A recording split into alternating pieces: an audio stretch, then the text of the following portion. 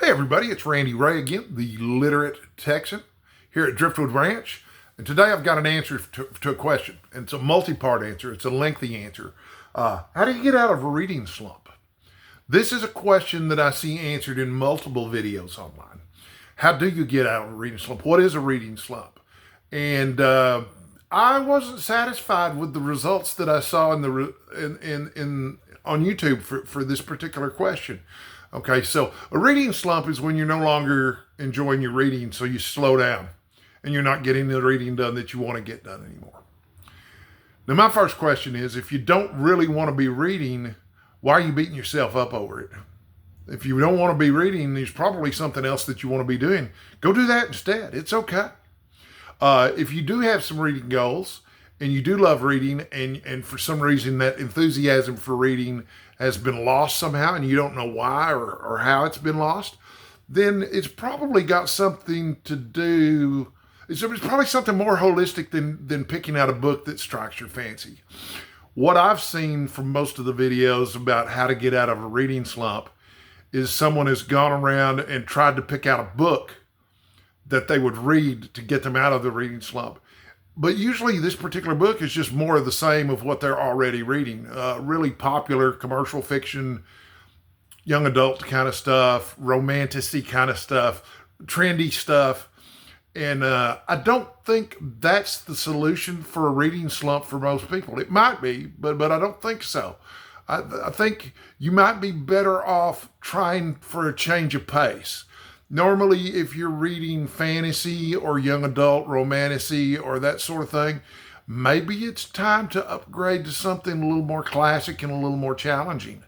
I know that when I was younger, I was a young father, I started reading the Harry Potter books to my daughters. And I've seen the Harry Potter movies, and I understand it's a compelling story, and I saw some of the value in the book. But also, I had a copy of The Lord of the Rings on the same shelf as the Harry Potter books. And so I read the first chapter of The Lord of the Rings and compared it to the first chapter of Harry Potter, and there's no comparison at all. I can't imagine reading all of the Harry Potter books out loud to my daughters when I could instead be sitting there reading that beautiful, thoughtful prose of J.R.R. Tolkien's in The Lord of the Rings. Is just no comparison. It's going to satisfy all the same itches that Harry Potter is, but it's going to provide me with a richer. God, I can't believe I'm going to say this because this is going to sound so pretentious and snobbish. It's going to provide me with a richer, more aesthetic experience. It just is. Lord of the Rings is just a better book, objectively speaking.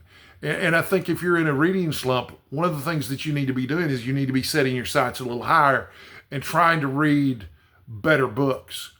For example, let's say you like adventure novels. Okay, well, maybe the goal shouldn't be to read the latest Lee Child novel. Maybe the goal should be to go back and read Moby Dick, or maybe even check out something from James Fenimore Cooper. I seem to remember The Last of the Mohicans being a really exciting adventure novel. Or heck, even if you don't want to get that classic and that frou-frou with your adventure reading, try The Hobbit or The Princess Bride. Those are both great adventure novels. Or The Scarlet Pimpernel or Tarzan. You know, there's plenty of classic adventure novels out there that will scratch the same itch as a Lee Child novel or a Clive Cussler novel that'll have a little bit more literary merit that you might think about more often than that. The other suggestion that I would make is that if you're in a reading slump, you're probably in a slump in other areas of your life. Something's off balance. Now, for me, the first thing I check if I'm in any kind of slump at all is, am I getting enough rest? I'm the type of person who doesn't get enough sleep. And I'm on medication now that really interferes with my sleep. I used to have what I would consider a rigid sleep schedule. I was in bed between 10 and 11 every night, and I was up between 7 a.m. and 8 a.m. every morning drinking coffee. And that was just my routine. And I didn't vary more than a half an hour either direction. And that worked really, really well for me. I think a lot of people's mental health problems would be solved if they just got their sleep habits under control. You know, just a little bit of discipline. You start going to bed at night and getting up in the morning, you're going to do a lot better. but I'm on cancer meds, and one of those medications is a steroid that I only take once a week. I take it on Mondays, and it keeps me up all night. And as a result, I'm up all night Monday night. I'm up almost all night every Tuesday night. But then by Friday and Saturday nights, I'm sleeping 16 hours a night. And that's just my new routine. And I don't like it much. But if I'm in a slump or I'm depressed or I'm not getting done what I want to get done, a lot of times it has to do with me not getting enough rest. Recently, I had an episode where I missed a day. I slept through Valentine's Day and didn't realize it. And apparently I woke up for an appointment with a nurse, but I have no recollection of that either. But it's because I'd been up all night the Monday night previous, and I hadn't done anything to catch up on my sleep after that. So it made for a really surreal, weird weekend. But even if your sleep's under control, are you getting enough exercise? Everybody should be getting some moderate exercise every day. Even a fat, out of shape guy like me, needs to be up walking around the house. Use it or lose it, especially as you get older, because it deteriorates way faster than you think it is. But man, at least go for a walk or something. And if you can, in any way, convince yourself to do it, resistance training really is the fountain of youth. If you can get in there and lift some weights, man, it's so much better for you than almost anything. And I say that from experience. Over the last 10 or 15 years, I've been on a little bit of a health journey myself, and I've had illnesses along the way, but I've also managed to lose almost 200 pounds, and I attribute most of that weight loss to getting my diet under control and resistance training. It hadn't been cardio; it was diet and resistance training. Which brings me to the third thing I'm going to talk about. If your life's out of balance and you think that's what's causing your reading slump, could be you're not eating right. Did you make any changes to your diet recently? Are you getting enough fluids? Are you staying hydrated? I joke about staying hydrated in every single episode of my show. But the truth of the matter is, I wound up in the hospital last year multiple times for dehydration. That was a little more complicated than me not just sitting around drinking enough water. In fact, it was a lot more complicated than that. I was trying to stay hydrated, but I couldn't for various reasons. Had to do with the cancer meds that I was taking. But yeah, you got to stay hydrated, man. You got to drink more water than you think you do. If you're thirsty, it's too late. You're already dehydrated. So, but also you should be eating plenty of fruits and vegetables. And don't overdo it. Don't eat too much. If you're overeating, if you've gained a little weight, well, of course you're going to be in a slump. Things are going to slow down for you. So, and then, but those aren't the only things that have to do with your health. Sleep, eating right, exercising, those are all important, but it's also important that you maintain your relationships with yourself and with other people. And in terms of maintaining your relationship with yourself, maybe you got sideways of yourself sometime, and you don't realize it. And maybe that's causing your reading slump.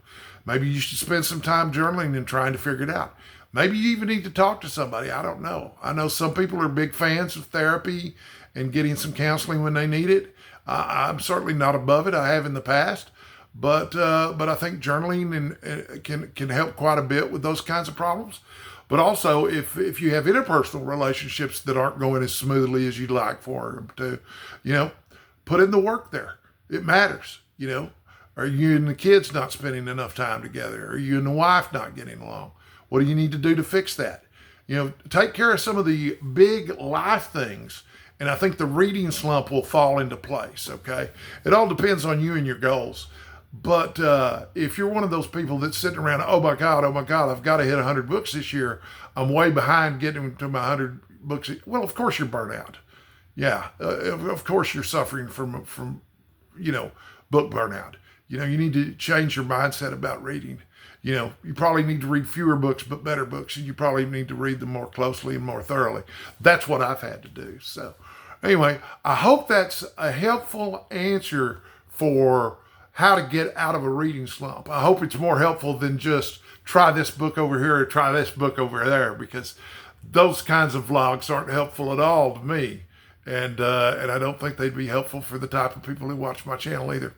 But anyway, thanks for watching. I hope you made it all the way to the end of this. If you have a cure for a reading slump, please talk about it in the comments below. If I'm just out of my mind, feel free to call me out on it in the comments below too. I don't mind. I admit that I could be wrong about almost everything I mentioned in this video. And until next time, please do stay hydrated and stay sexy. I'll see you soon.